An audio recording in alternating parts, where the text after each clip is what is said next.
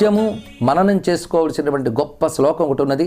దాన్ని మంత్రంలా మనస్సులో ఎప్పుడు కూడా భావన చేయవచ్చు, ధ్యానం చేయవచ్చు. దీనితో ఎన్నో శక్తులను పొందవచ్చు. ఆ శ్లోకం పఠిస్తూ కుంకుమ చేత్తో పట్టుకుని మననం చేసుకుని ఆ కుంకుమ ధరించిన అద్భుతమైన శక్తి లభిస్తుంది.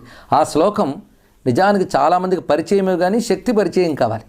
సర్వమంగళ మాంగళ్యే శివే సర్వార్థ సాధికే శరణ్యే త్రయంబకే గౌరీ నారాయణి నమోస్తుతే. ఇది ఒక అద్భుతమైనటువంటి స్తోత్రం. ఇది చండీ సప్తశతిగా ప్రసిద్ధి చెందిన దేవీ మహాత్మ్యంలోది.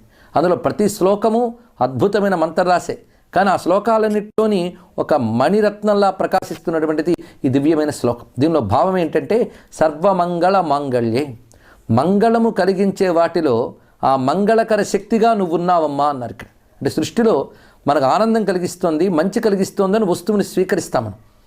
అంటే దానిలో ఆనందము మేలు కలిగి